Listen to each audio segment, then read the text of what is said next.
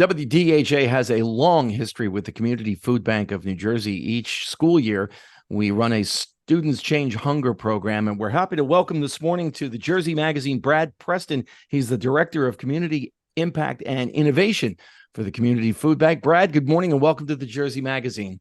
Good morning, Jim. Thanks so much for having me. Excited to be here. There's a message on your website when you go to the cfbnj.org page. When school ends, hunger begins. Tell our listeners about that. Oh, absolutely. And I'm sure anybody, people who have kids or grandkids or a babysat can identify. But when kids are out of school in the summer, so many children in New Jersey receive breakfast and lunch at school throughout the school year. So when they're home, all of a sudden parents and families are responsible for then figuring out, hey, if they were getting breakfast and lunch at school all year, now they're only getting it home. And then not to mention, it's not just the 3 meals a day, but kids are snacking, they're bored, they go to the fridge, morning, night. And, how many bowls of cereal? It's 3 o'clock, and so the food goes a lot quicker in the summer for families. Yeah, absolutely. There's no question about it. Having 3 kids who came up through elementary school and high school and what have you, I can tell you in the summertime, there's a lot of food that goes through the house. How different is it at the Community Food Bank in the summer months as compared to the rest of the year, Brad? It's different in a few ways. There's that added pressure where more families are visiting our partner food pantries and other programs.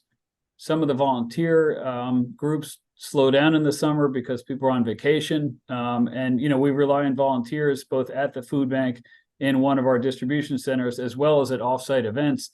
And that's just as important in the summer. So it could be a school group that comes every month during the year, or a corporation that comes during the year. And we need that through the summer just as much, if not more.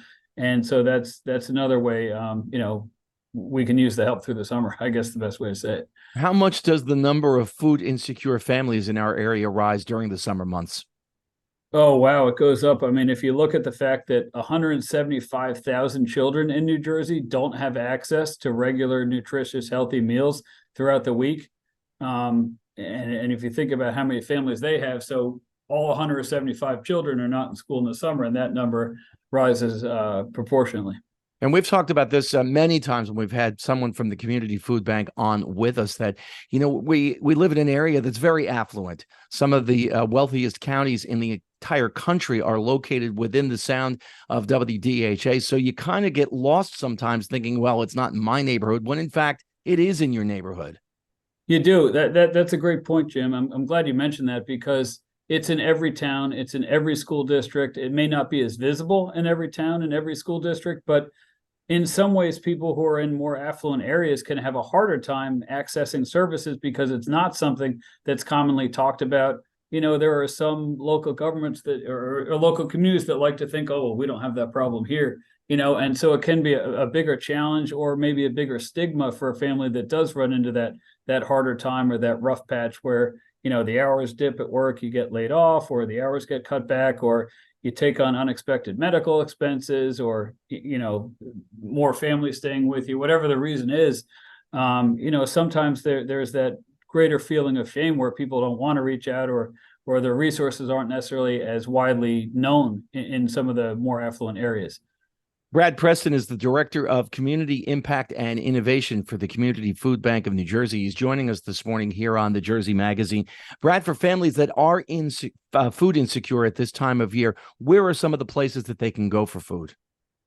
So we have a really helpful resource on our website, which is cfbnj.org. Those are letters that spell out Community Food Bank of New Jersey. So cfbnj.org. We have a Find Food tab, and at Find Food, a family member can load in their zip code and see which, it pulls up any of the local food pantries or other partners of ours. So if you type in your zip code, it could show you the nearest 5 or 6 or 8 food pantries where there's free food available.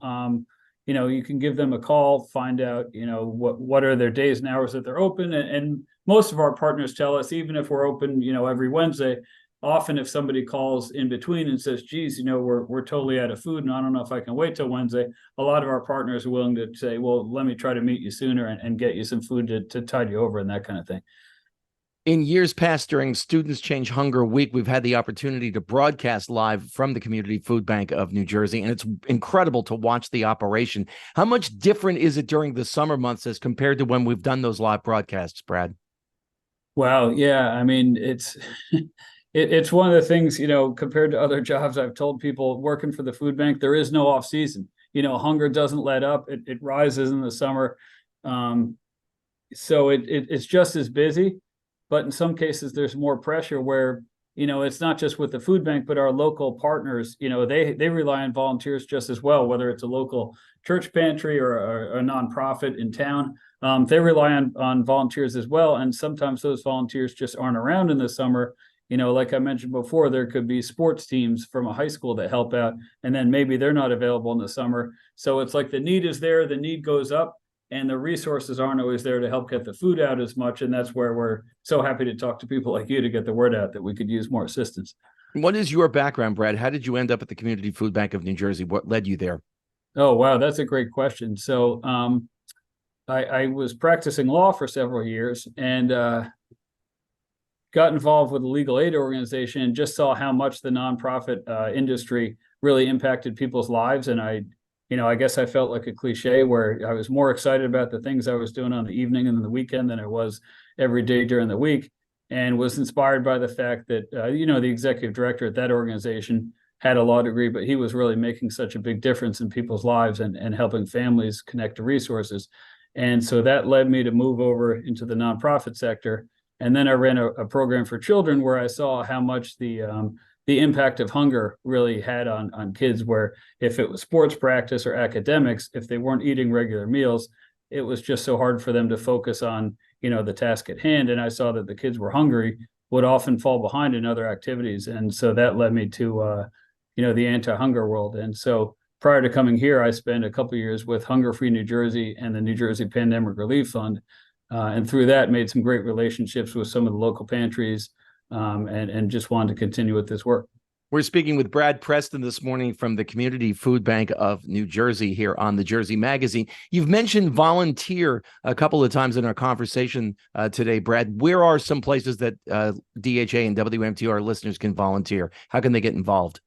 Sure. So we have volunteers who come in regularly, both weekdays and weekends, at our main distribution center in Hillside, New Jersey, right next to Newark. And so at Hillside, that's our Union County headquarters. And then we also have a South Jersey location. Even if you have listeners who are in North Jersey during the year and down in South Jersey or at the shore for part of the summer, we have another distribution center in Egg Harbor Township in Atlantic County, just inland from Atlantic City.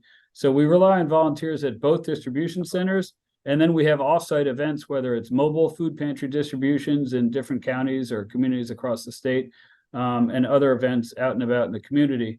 But for all that, people can visit, again, our website, which is cfbnj.org, and go to the volunteer tab. And you can actually sign up online and look at what are the different upcoming volunteer events. So if geez, I'm free on Fridays for the next couple of months, let me see what's available on Friday. You can see the date, the time, and go right there and sign up. I know that you are able to stretch a dollar better than just about any other organization that I've ever seen. I'm telling you, it's amazing to watch. How are some of the ways that our listeners can donate? Sure. So, and just to kind of highlight what you mentioned, every dollar that people donate to us provides 3 meals. It doesn't really, make a lot of sense when you first think about like where can you go and spend $1 and get 3 meals. But the purchasing power we have when we're spending the money that we spend, we a lot of our money is donated and comes from, or excuse me, a lot of our food is donated and comes from government programs, but we also purchase food as well. And with the purchasing power we have, the bang for our buck, again, every dollar gets us 3 meals. But people can also donate at our website at cfbnj.org, and they make it real obvious where to donate there. And I mentioned this a little bit earlier in our conversation, but watching the way the interaction works at the Community Food Bank is amazing. We usually get there when we do our broadcasts. We're there very early in the morning, so things are just starting to get rolling. And then by 8:30, 9 o'clock, it is bustling. It's really amazing to watch, Brad. Thanks. No, I appreciate that. And I tell people things start early and they don't really slow down, where we have trucks going out 6:30, 7 o'clock in the morning. they're trying to get ahead of the traffic. A lot of our food pantry partners have morning distribution. So, like you said, it's just exciting to see each part of it where the pallets of food get onto the truck gets out to a local partner. There are volunteers there waiting to meet the local partner. Some people do that before they go to work in the morning. They know Thursdays the FoodBank truck comes. We help unload at our local pantry, and there may be a line of 100 people or more waiting for those food pallets as they come off the truck at a local food pantry partner. So again, as the website says, when school ends, hunger begins. And if you want more information on the Community Food Bank of New Jersey, the website again is cfbnj.org. Brad Preston, the Director of Community Impact and Innovation for the Community Food Bank. Thank you so much for joining us this morning here on the Jersey Magazine. Continued success. Thanks so much, Jim. We really appreciate you helping get the word out. And if I could just mention one last time, you kind of touched on most of them, but we invite all your listeners to give their money, give their time, give food. They can host a food drive at work or in their community at the birthday, or give your voice and help us advocate. So really appreciate having us on.